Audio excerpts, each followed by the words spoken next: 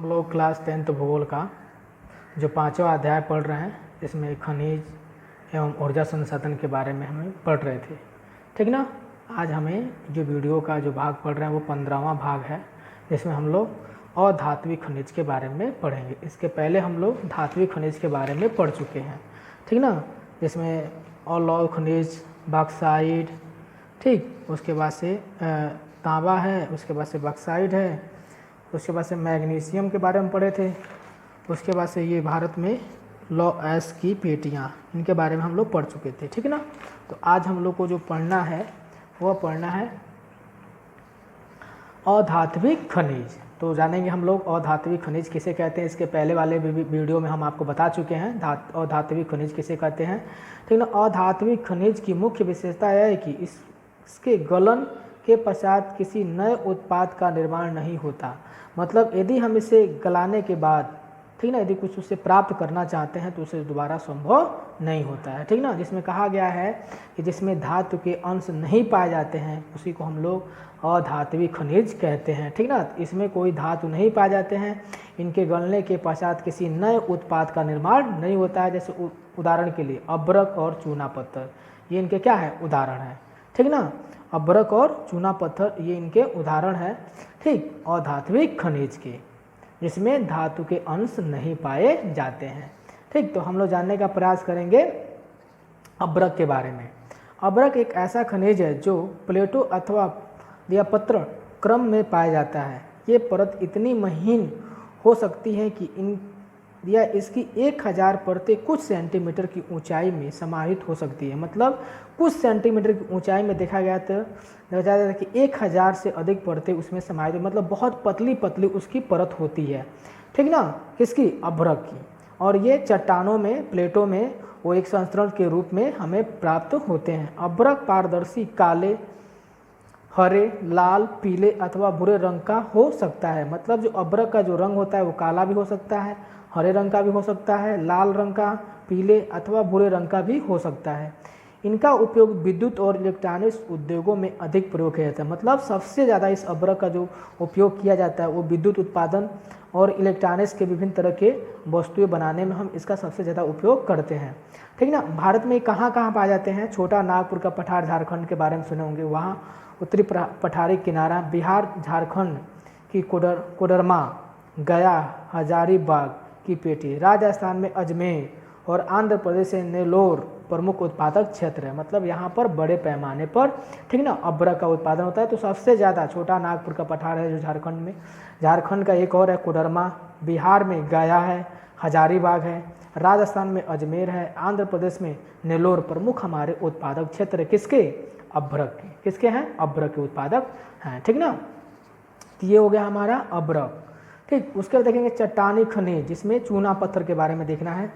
चूना पत्थर अधिकांश अवसादी चट्टानों में पाया जाता है। किस चट्टानों में, अवसादी। कभी कभी प्रश्न आता है कि चूना पत्थर किन चट्टानों में पाया जाता है, तो आप बताइएगा अवसादी चट्टानों में। यह कैल्शियम कार्बोनेट तथा मैग्नीशियम कार्बोनेट से बनी चट्टानों में पाया जाता है। मतलब जिन चट्टानों का निर्माण कैल्शियम कार्बोनेट से तथा मैग्नीशियम कार्बोनेट से होती है, उन चट्टानों में हमारे चूना पत्थर पाए जाते हैं। चूना पत्थर सीमेंट उद्योग का एक आधारभूत कच्चा माल होता है। मतलब जो चूना पत्थर होता है, इसे सबसे ज़्यादा यदि किसी में हम प्रयोग करते हैं तो सीमेंट उद्योग में, उसके लिए एक आधारभूत उद्योग, मतलब सीमेंट उद्योग पूरी तरह से चूना पत्थर पर क्या है, निर्भर है। तो ये कच्चा माल के रूप में हम इसका इस्तेमाल करते हैं। उसके बाद से लौह प्रगलन की भट्टियाँ, मतलब देखे होंगे जो लोहे गलाने के लिए जो बड़ी बड़ी जो भट्टियाँ बनाई जाती हैं, उनमें में भी इसका उपयोग किया जाता है चूना पत्थर का। ये पाए जाते हैं कहाँ कहाँ, राजस्थान में, मध्य प्रदेश में, आंध्र प्रदेश, छत्तीसगढ़, गुजरात, कर्नाटक आदि राज्यों में चूना पत्थर प्राप्त किए जाते हैं। मतलब बड़े पैमाने पर हमें चूना पत्थर क्या होते हैं, मिलते हैं। ठीक ना। तो ये था हमारा चूना पत्थर, इसके बारे में हमने आपको बता दिया। अब उसके बाद देखेंगे हम लोग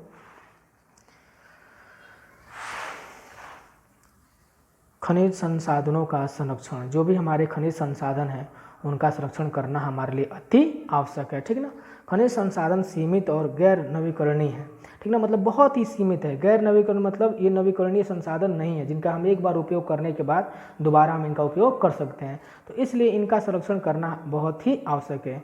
इसलिए हमें इसे संरक्षित करने की आवश्यकता है। खनिज संसाधनों को सुनियोजित और सतत पोषणीय ढंग से प्रयोग करके संरक्षित किया कर सकते हैं। मतलब सुनियोजित मतलब सही तरीके से, सतत पोषणी मतलब हमेशा ऐसा उपयोग किया जाए, ठीक ना, कि हम उसका वर्तमान में उपयोग करें और आने वाले भविष्य में जो भी पीढ़ी है वो भी उस संसाधन का उपयोग कर सके। संसाधनों की उपलब्धता के लिए धातुओं के पुनर्चक्रण, जैसे मान लीजिए तांबा है, यदि उसका उपयोग कर रहे हैं तो पुनः उसे गला पिघलाकर पुनः उसका पुनर्चक्रण करके उसका उपयोग करें, व्यर्थ न जाने दें उसको। धातुओं के प्रयोग तथा अन्य प्रतिस्पादन उपायों पर बल देना चाहिए, मतलब विभिन्न तरह के जो भी हमारे उपाय हैं उन उपायों को अपनाकर, ठीक ना, हमें उनका संरक्षण करना चाहिए है। तो ये है खनिजों का संरक्षण, ठीक ना। अब देखेंगे ऊर्जा संसाधन। अभी तक तो हम लोग खनिज संसाधन के बारे में पढ़े थे, अब हमें देखना है किसके बारे में, ऊर्जा संसाधन के बारे में।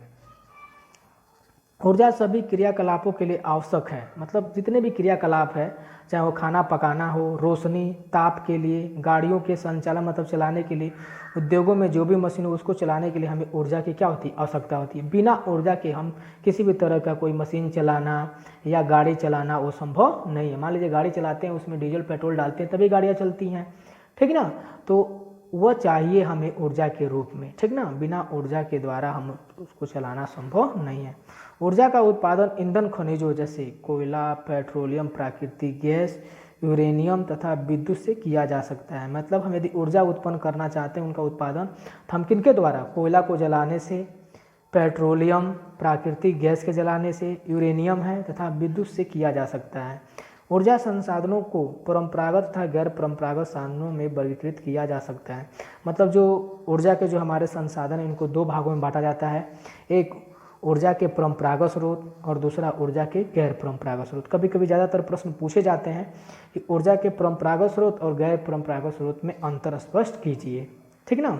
तो हम सबसे पहले हम आपको देखेंगे, बताएंगे परंपरागत स्रोत। लकड़ी, उपले, कोयला, पेट्रोलियम, प्राकृतिक गैस, विद्युत, दोनों जल विद्युत, ताप विद्युत सम्मिलित हैं। किनमें, परंपरागत मतलब ये पुरानी तकनीकी, इनके साधन बहुत ही क्या है, सीमित है, ये भविष्य में कभी भी समाप्त हो सकते हैं, इसलिए हम इन्हें परंपरागत तकनीकी के नाम से जानते हैं। जिसमें क्या आता है, लकड़ी, उपले, अरे आप देखे होंगे जैसे देहाती क्षेत्रों में लोग गोहरा का नाम सुने होंगे, गोबर से क्या करते हैं, गोहरा पाते हैं, उसके बाद उसको जलाने में, ठीक। उसके बाद से कोयला है, पेट्रोलियम है, प्राकृतिक गैस है। अब विद्युत में दोनों, जैसे ताप विद्युत और जल विद्युत, ये दोनों क्या है, सम्मिलित है। उसके बाद से देखेंगे ऊर्जा के गैर परंपरागत संसाधनों में सौर ऊर्जा, पवन ऊर्जा, ज्वारीय ऊर्जा, भूतापीय ऊर्जा, बायोगैस तथा परमाणु ऊर्जा सम्मिलित किए जाते हैं। ये नई तकनीकी के द्वारा इनका खोज किया गया है, जिसमें सौर ऊर्जा ये नवीकरणीय संसाधन है, पवन है, ज्वारीय है, भूतापीय है, बायोगैस है, परमाणु ऊर्जा, ठीक ना। तो हम इनका उपयोग गैर परंपरागत स्रोत के अंतर्गत कर सकते हैं, ठीक ना। एक लंबे समय तक ये चलते रहते हैं, हम इनका उपयोग करते रहते हैं, ठीक ना। उसके आगे देखेंगे हम लोग, अब थोड़ा हम लोग विस्तृत रूप से पढ़ेंगे ऊर्जा के परंपरागत स्रोत के बारे में, ठीक ना। ऊर्जा के कौन कौन से हमारे परंपरागत स्रोत हैं, जिसमें पहले नंबर पर आता है कोयला। भारत में कोयला बहुतायत में पाया जाता है, मतलब बहुत अधिक संख्या में भारत में कोयला प्राप्त होता है, ठीक ना। इसे हम एक जीवाश्म ईंधन भी कहते हैं। यह देश की ऊर्जा आवश्यकताओं का महत्वपूर्ण भाग प्रदान करता है, मतलब जितनी हमारे देश में ज़्यादा से ज़्यादा जो आवश्यकता है ऊर्जा की, उसमें सबसे ज़्यादा अपना योगदान देता है, तो वो कौन देता है, कोयला हमें देता है। इनका उपयोग ऊर्जा उत्पादन तथा उद्योगों और घरेलू ज़रूरतों के लिए ऊर्जा की पूर्ति के लिए किया जाता है। मतलब हम इनका उत्पादन उद्योग धंधों के लिए भी करते हैं, घरेलू ज़रूरतों को पूरा करने के लिए करते हैं, ठीक ना। तो इस तरह हम इनका उपयोग करके प्राप्त करते हैं। दिया संपीड़न की मात्रा, गहराई और दबने के समय के आधार पर कोयले अनेक रूपों में पाए जाते हैं। जैसे कोयले के कई भाग हैं, जैसे संपीड़न मतलब दबाव अधिक होने की वजह से, नीचे गहराई में जाने की वजह से, उनके आधार पर कोयले को कई भागों में बांटा गया है। जिसमें पहला है एंथ्रेसाइड कोयला। यह उच्च कोटि का कोयला है जिसमें 80% तक कार्बन की मात्रा पाई जाती है। मतलब सबसे उच्च कोटि का यदि कोई आता है कोयला तो एंथ्रेसाइड। इससे आता है कि कोयले के प्रकार बताइए, तो कोयले 4 प्रकार के होते हैं, ठीक है ना। कितने प्रकार के होते हैं, 4 प्रकार के, एंथ्रेसाइड, ब्यूटुमिनियस, पिट और लिग्नाइट, ये 4 प्रकार के हमारे कोयले होते हैं। इसमें सबसे उच्च कोटि का जो हमारा कोयला होता है वह एंथ्रेसाइड होता है। इसमें जो कार्बन का जो मात्रा पाया जाता है वो कितने 80% तक उसमें कार्बन की मात्रा पाई जाती है।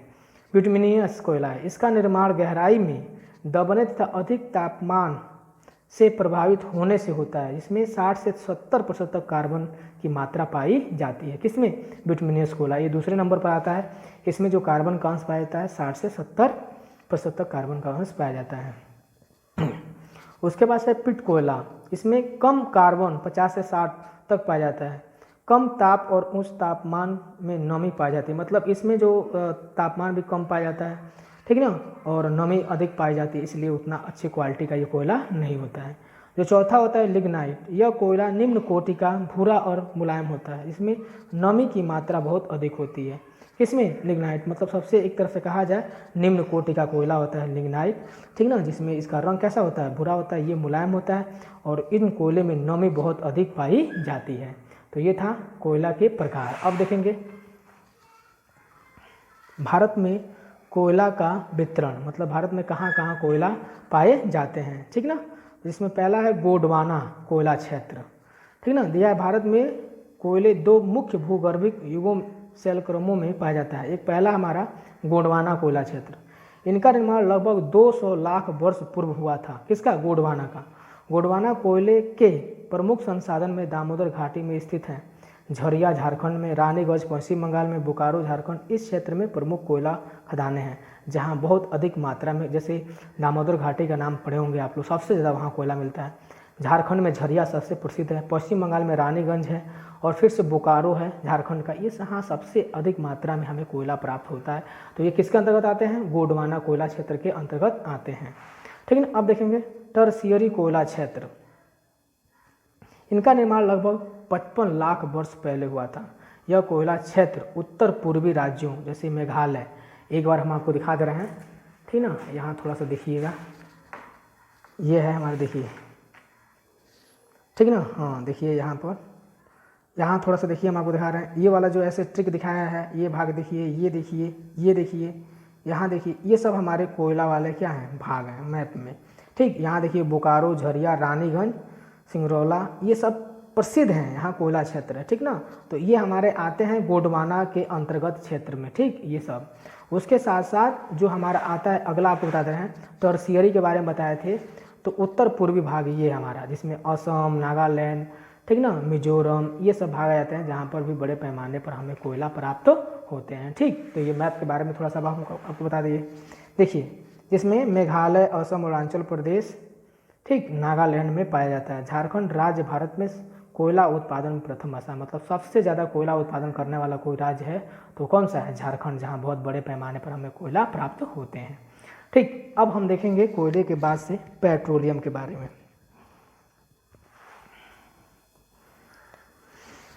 भारत में कोयले के पश्चात ऊर्जा का दूसरा प्रमुख संसाधन पेट्रोलियम या खनिज तेल है, मतलब इसे पेट्रोलियम या खनिज तेल के नाम से भी जानते हैं। यह ताप व प्रकाश के लिए ईंधन, मशीनों को स्नेह और अनेक विनिर्माण उद्योगों को कच्चा माल प्रदान करता है, मतलब ये मशीनों को चलाने में महत्वपूर्ण योगदान देता है। विनिर्माण उद्योगों के लिए कई ऐसे उद्योग जिनके लिए कच्चे माल हमें क्या करता है? प्रदान करता है। तेल शोधनशालाएँ संश्लेषित, जिससे वस्त्र निर्माण करने में, असंख्य रसायन उद्योगों में, मतलब रसायन जैसे केमिकली चीज़ें बनाने में बहुत बड़ा अपना योगदान देता है, ठीक ना। भारत में अधिकांश पेट्रोलियम की उपस्थिति टर्शियरी युग की शैल संरचनाओं के अपनति और भ्रंश ट्रैप में पाई जाती है, मतलब अभी आप लोग टर्शियरी में बताए थे जिसमें असम आ गया था, ठीक ना, और इनका अवनति होता है, जैसे कुछ भाग ऊपर उठा होता है, कुछ नीचे दबा होता है, ठीक ना। तो जो ऊपर उठा होता है, जो भ्रंश घाटी बनती है, उन्हीं में ज़्यादातर इस तरह की शैलें मतलब पाई जाती हैं, ठीक ना, खनिज तेल। अब देखेंगे भारत में पेट्रोलियम की उपस्थिति, मतलब कहाँ कहाँ भारत में पेट्रोलियम पाया जाता है। भारत में मुंबई, हाई, गुजरात, असम मुख्य पेट्रोलियम उत्पादक क्षेत्र है, जहाँ बड़े पैमाने पर उत्पादन। एक तरह से आपको बता दें, जो मुंबई हाई है वो देश के लिए 60% तक खनिज तेल प्राप्त करता है। गुजरात है, असम है, ये प्रमुख है। अंकलेश्वर गुजरात का सबसे महत्वपूर्ण खनिज तेल क्षेत्र है, अंकलेश्वर गुजरात का, ठीक है ना। एक बार हम आपको दिखा देना चाहते हैं जो हमारे जो खनिज तेल के रूप में, ये देखिए, यहाँ एक बार से तेल के क्षेत्र देख लीजिए, ये देखिए यहाँ अंकलेश्वर दिया है, यहाँ पर बड़े पैमाने पर खनिज तेल प्राप्त होता है। और यहाँ असम देखिए, असम में ठीक ना, यहाँ देखिए नहरकटिया है, ठीक, डिगबोई है सबसे ज़्यादा संख्या में। उसके बाद से यहाँ देख लीजिए मुंबई हाई है जो समुद्र के अंदर है, यहाँ पर बड़े पैमाने पर खनिज तेल हमें क्या होते हैं, प्राप्त होते हैं। तो इस तरह मैप में भी थोड़ा आप ध्यान रखिएगा, कभी कभी मैप में भी प्रश्न इस तरह के पूछे जाते हैं खनिज तेल के क्षेत्र के बारे में। तो असम में जो हमारे डिगबोई है, नहरकटिया है और दिया हुगरी जन है, यहाँ बड़े पैमाने पर हमें खनिज तेल क्या होता है, प्राप्त होता है। ठीक, तो एक मुंबई हाई अभी हमने आपको बता दिया जहाँ देश के लिए 60%, गुजरात का अंकलेश्वर है, और असम में डिगबोई, नहरकटिया और हुगरी जन जो क्षेत्र है जहाँ पर बड़े पैमाने पर हमें पेट्रोलियम खनिज तेल प्राप्त होते हैं। ठीक ना, तो ये राज्य हमारे हैं 3 राज्य, जैसे महाराष्ट्र में मुंबई हाई, गुजरात में अंकलेश्वर और असम में डिगबोई, जहाँ बहुत बड़े पैमाने पर हमें खनिज तेल प्राप्त किए जाते हैं। जो डिगबोई है, जो सबसे पुराना हमें खनिज तेल सबसे पहले वहीं पर हमें प्राप्त हुआ था। ठीक ना, कहाँ पर, डिगबोई में, असम में सबसे पहले, बहुत पुराना है। कभी कभी पूछता है कि पुराना खनिज तेल बताइए, तो डिगबोई का नाम आप भूलिएगा मत, उसको बता दीजिएगा। इसके बाद से देखेंगे हम लोग प्राकृतिक गैस। ठीक है ना, ये भी एक ऊर्जा का मुख्य स्रोत है। प्राकृतिक गैस एक महत्वपूर्ण स्वच्छ ऊर्जा संसाधन है जो पेट्रोलियम के साथ अथवा अलग भी पाई जाती है। मतलब जहाँ एक तरह से आप बता रहे हैं, जहाँ पेट्रोलियम पाया जाता है उसी के ऊपर स्वतंत्र रूप से तैरता हुआ प्राकृतिक गैस भी हमें मिलता है, और कई जगह अलग अलग भागों में भी हमें प्राकृतिक गैस मिलते हैं।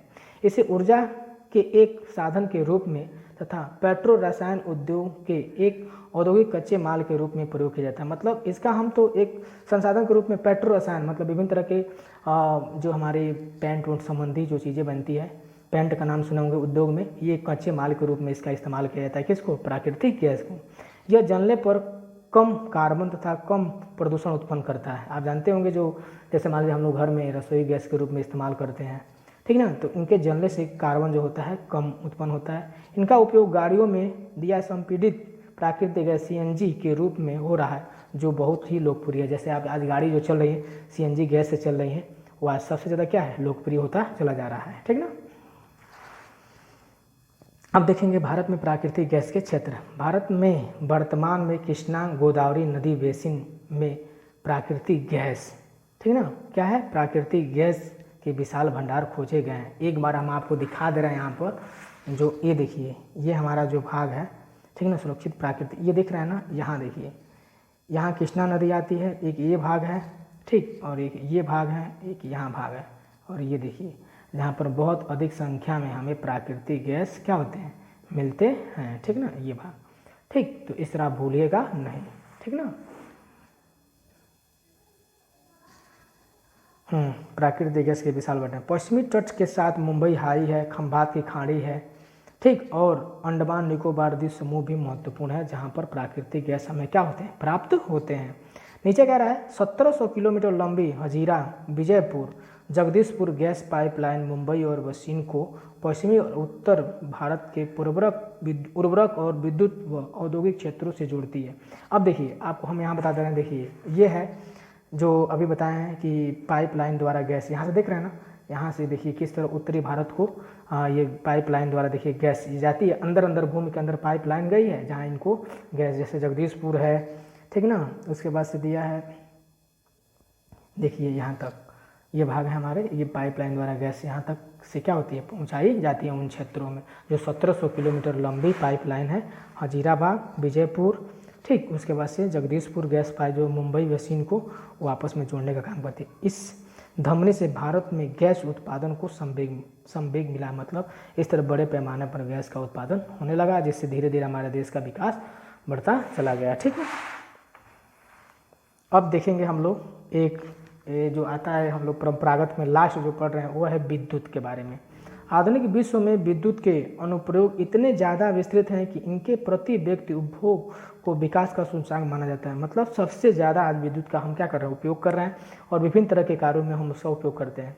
विद्युत मुख्यतः 2 प्रकार से उत्पन्न की जाती है। कितने प्रकार से? 2 प्रकार से। एक प्रवाही जल, मतलब बहता जल से हाइड्रो टरबाइन चलाकर जल विद्युत उत्पन्न किया जाता है। मतलब टरबाइन मशीन होती है, उस पर जल को गिराकर, ठीक ना, टरबाइन को चलाकर बिजली हम उत्पन्न करते हैं। एक होता है अन्य ईंधन, जैसे कोयला, पेट्रोलियम, प्राकृतिक गैस को जलाने से टरबाइन चलाकर ताप विद्युत उत्पन्न किया जाता है। मतलब जो कोयले के द्वारा, पेट्रोलियम के द्वारा या प्राकृतिक है उसे ताप विद्युत कहते हैं, जो जल के द्वारा होता है उसे जल विद्युत कहते हैं, ठीक ना। अब देखेंगे जल विद्युत। तेज बहते जल से जल विद्युत उत्पन्न की जाती है। मतलब जो तेज बहता हुआ जो जल होता है उसी को हम लोग बांधों के द्वारा नीचे गिराकर टरबाइन चलाकर, ठीक ना, बिजली उत्पन्न करते हैं। इसीलिए इसे हम लोग नवीकरण योग्य संसाधन कहते हैं। भारत में अनेक बहुउद्देशीय परियोजनाएं हैं जिसे विद्युत ऊर्जा उत्पन्न करती है, जैसे भाखड़ा नांगल बांध है, दामोदर घाटी है, कोपली है, ठीक ना। तो इस तरह के विभिन्न तरह के परियोजनाएं हैं जहाँ से हम लोग जल विद्युत उत्पन्न करते हैं, ठीक। तो ये हो गया जल विद्युत, मतलब बहते हुए जल के द्वारा यदि बिजली उत्पन्न की जाती है उसको हम लोग जल विद्युत के नाम से जानते हैं। अब देखिए ताप विद्युत द्वारा, ताप विद्युत जिसमें कोयला, पेट्रोलियम, प्राकृतिक गैस के प्रयोग से उत्पन्न की जाती है उसको हम लोग ताप विद्युत कहते हैं। मतलब कोयले को जलाने से, पेट्रोलियम को जलाने से, प्राकृतिक गैस को जलाने से जो बिजली उत्पन्न होती है उसको हम लोग ताप विद्युत कहते हैं। इसलिए इसे हम लोग अनवीकरण योग्य संसाधन के नाम से भी जानते हैं, ठीक ना। तो इस तरह ये जो हमारा 15 जो भाग पढ़ रहे थे वीडियो का ये समाप्त हुआ। अगले वाले भाग में हम लोग गैर परंपरागत स्रोत के बारे में पढ़ेंगे। धन्यवाद।